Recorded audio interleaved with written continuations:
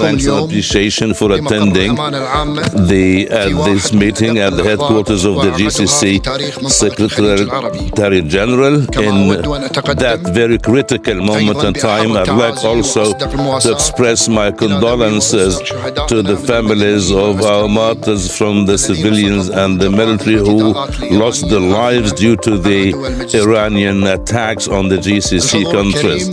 Dear audience, let's start at the very beginning by the facts. On the 28th of February 2026, until the moment, the Iranian authorities have launched unprecedented barrage of missiles and drones against the GCC countries at the same time, in addition to Jordan.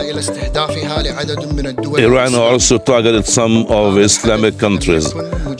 This is not an escalation from so many escalations at the region, but it's a change and a turning point in the relation and the situation between Iran and the GCC countries, because Iran is being targeting purposely and launching a direct attack at the GCC countries at the same time. I'd like to say the following: attacks against the civilian targets, the attacks, Iranian attacks with missiles and drones led to the killing of civilians between the residents and the citizens. The latest of which is the Iranian attack against Abu Dhabi, which led to so many deaths and wounded people. In addition to that, other attacks on other GCC countries have led to big damage in the infrastructure, energy facilities, water sanitation, hotels, government establishments, ambassadors and airports and residential areas. And the spaces were closed in some GCC countries. After 25 days of the Iranian aggression, the result of the attacks, more than 5,000 missiles and drones launched against the GCC countries. Most of them have been intercepted, but some of them have hit the civilian establishment and led to the killing of some people and the damage in the properties. The percentage of the Iranian missiles were 85% of the total amount of missiles launched during the war. The defense systems in the GCC countries have done greatly in intercepting these attacks with all professionalism, which has limited the volume of damage, but this is an aggression against the GCC countries by Iran. The international navigation has been also honed, and the GCC countries are the economic lung of the world, because the GCC produces 16 billion barrels of crude oil, which means 22% of the total world production. The GCC countries export 27% to the world, which means 11.5 million barrels a day. 3. The GCC countries host 33% of the oil reserves, which is about 512 billion barrel and 41% of the reserves of the oil as well.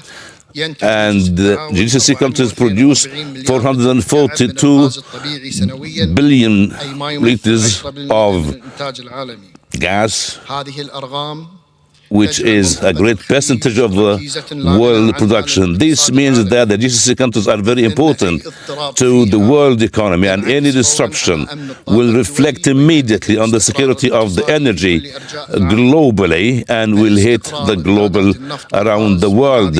This stability of oil production and exploitation from this part is not a luxurious thing, it's a necessity for the international markets. What's being done by the Iranian again in the GCC countries have overcome all the red lines. They closed the Strait of Hormuz and they imposed fees for passing through the Strait of Hormuz, which is an aggression and violation of the United Nations Agreement on seas law. Also, some vessels have been kidnapped or attacked in the African Horn or the Red Sea by the affiliated groups in the region. The international world must listen to this carefully, and the Iranian officials must understand this, because this is an international obligation and responsibility. Stopping the navigation not against the GCC countries only, but it's against all and so many countries that are now suffering from a shortage of their needs of oil and gas. The naval corridors are there within and operating within certain international agreement. No one has the right to stop them from operating, and no one can work as a traffic officer in these parts of the world. The GCC countries got surprised by the American-Israeli attacks on Iran. And the GCC countries have said clearly that they will never take part in any military operation, will never allow the territories to be used for any attacks against Iran, will never be part of a war against Iran, and the Iranians have been informed officially. But this situation hasn't stopped Iran from attacking the GCC countries. The GCC countries are training themselves according to the situation. They have never replied or retaliated so as not to expand the conflict in the region. Hopefully, that Iran will stop these attacks. Everyone knows that the GCC countries have worked throughout the last years to de-escalate the situation in the region with all professionalism and transparency. The GCC countries, since its establishment, were part of stability. GCC countries are playing positive role in positive relationships between the neighbors and the partners. They are also mediators in so many conflicts, and they have been trusted by their partners, and they are oil producers and oil exporters. Here I'd like to say that the GCC countries, when Iran has been attacked by Israel in June last year, the GCC countries held a meeting, an exceptional meeting, an exceptional ministerial meeting, and the GCC countries have expressed the denunciation of the Israeli attacks against the Iranian sovereignty, and we called for diplomacy to sort out problems and to avoid hitting the establishment, because this is a real threat to the security and the comprehensive guarantees of the International Atomic Energy, and a violation to the international law, the human international law that prevent attacking the nuclear facilities. I'd like here to tell you also some examples that prove the goodwill of the GCC countries towards Iran.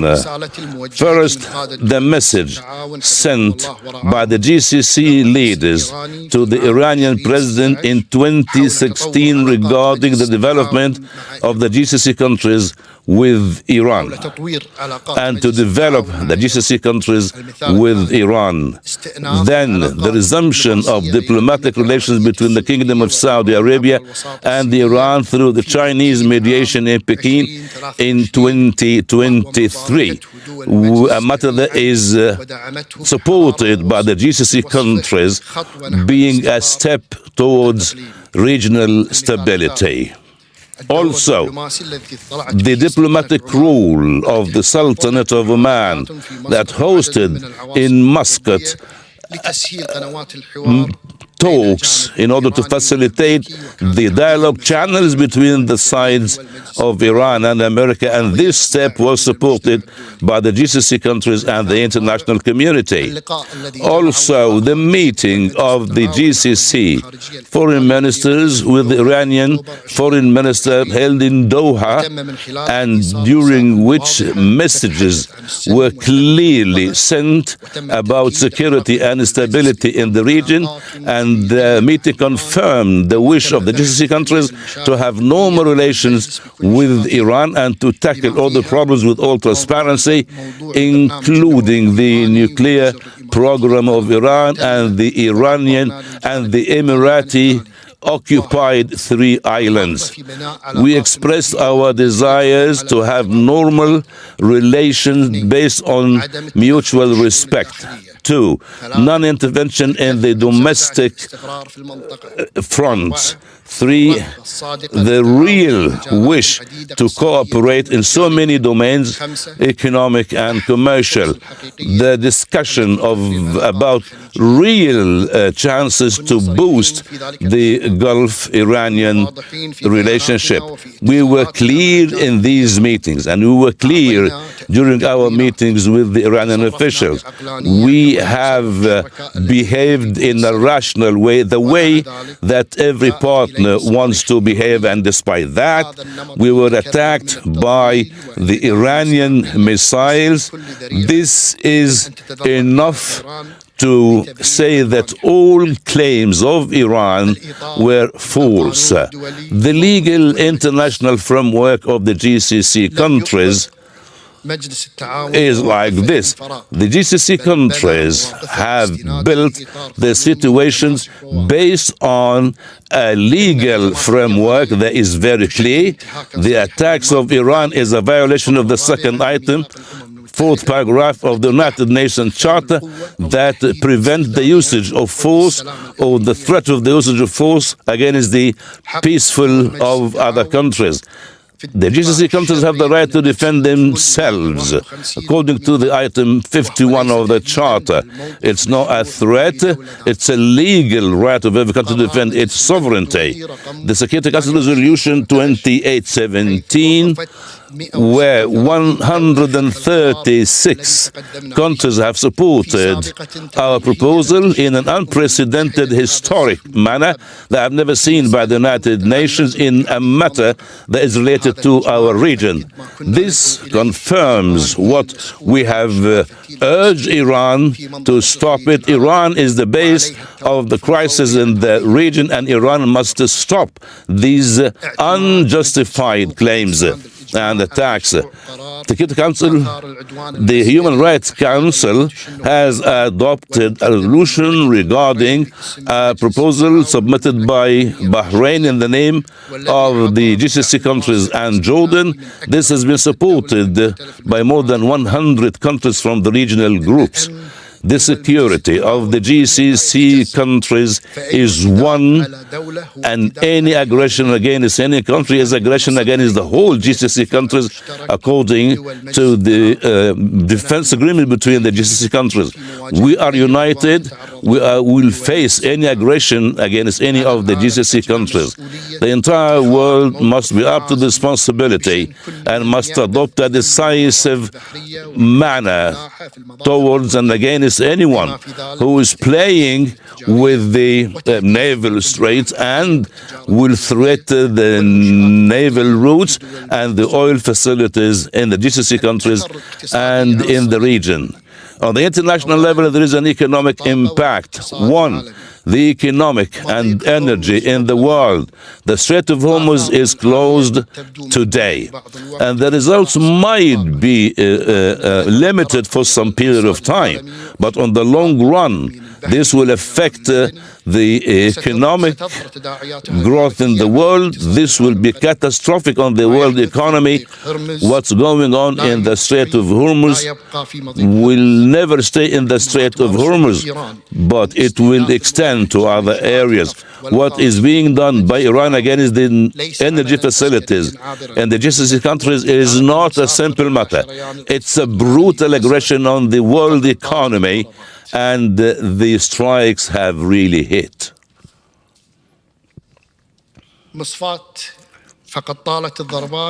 Also, the Iranian attacks have reached refineries of Ras al-Nur in the Kingdom of Saudi Arabia, one of the biggest facilities in the world, and in Al-Kharj, field of Shayba in Rub' al-Khali, refinery Cyprus, Yanbu Airport, and refinery in south of Riyadh. The strikes hit Ras Laffan industrial city in Qatar, the biggest source and center of LNG and Al Masaid complex for petrochemicals. 12.8% have stopped for probably a period from 3 to 5 years, and losses that grows up to $20 billion every year. The attacks of Iran has reached Habshan, the Emirates, and refinery of Ruwais as well.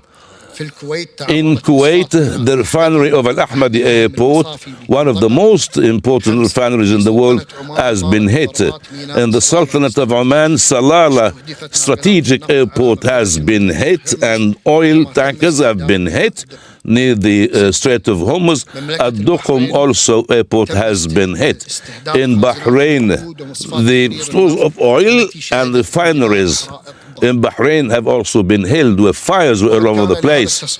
This systematic escalation has affected the international economy immediately.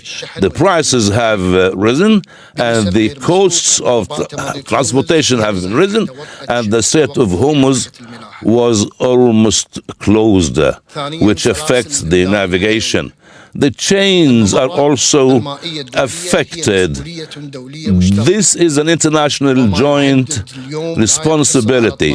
What is representing a threat today will grow up in the future, and the chains must be protected, and this will be part of a bigger damage that will hit the digital economy. This is an international responsibility. The message of the GCC countries, the GCC countries want only diplomatic solution. This is our main goal, our main aim. We need to see a path of dialogue that can lead to these attacks to be stopped according to lasting security preparations. The international law allows all the rights to use whatsoever available for the countries according to the United Nations Charter and to defend themselves. There are so many items and articles in the Charter that allow the countries to do whatever it takes in order to defend themselves. We are considering these options, but we confirm and stress that the diplomatic political path is the best. Our main message to our partners in the world sent an international message, a unified message to Iran to stop immediately and unconditionally their attacks against the GCC countries. Our aim was not to destroy Iran at all. Our aim is to reach a good relationship between us and Iran based on the mutual respect, non-interference in the domestic affairs of every country. I'd like to give you an example here in this context. The smallest three countries when it comes to the GCC are the Kingdom of Bahrain, the State of Qatar, and the State of Kuwait. The population never exceeds 10% of the Iranian population, that is 90 million. The general production is almost close, and we have exceeded this in so many years. The revenues for the individual in Qatar or the Emirates from $51,000 to $70,000 a year, but it doesn't exceed $4,000 in Iran. This difference says the whole story about options and to which extension Iran can reach if Iran stops its aggression. The main principles of cooperation with the consequences of the Iranian aggression, first to understand the situation and to understand the facts. We cannot deal with the aggression of Iran as part of what's going on in the Middle East. What's going on is a violation to the international law and systematic targeting of certain areas. We ask and we urge our friends and our partners in the world to understand the situation properly. Also, a message, an international message must be sent to the entire world. All the countries must show the attitude regarding the aggressions of Iran and the Iranians' behavior that will destabilize stability in the region. The deterioration of the situation in the Arab Gulf will be a warning that will exceed the Gulf area to other parts in the world, and 100% it will destabilize the international stability and will postpone the chains, commercial chains, and the exportation of oil and gas to the world. We need to be partners in the world to draw and to confirm the necessity of having the GCC countries as part of any agreement to sort out this problem or this crisis in order to provide these countries with safe and stability. Clearly and loudly, let's say any preparations, any agreements that aim at changing the map of the Middle East after this crisis is categorically rejected. Finally, the GCC countries throughout the decades were part and parcel of the international stability and a reliable source of the international energy and a responsible partner in building the international economy, and we will continue to be like this. But we will never be accepted to be targeted and to be under aggression. We will never allow our territories to be part of scenes or crises that being planned by others. We need to deter all aggression against ourselves and our countries, and we need not to understand the false claims always made by Iran. Thank you very much for being here, and if you have any questions, thank you again very much for being here.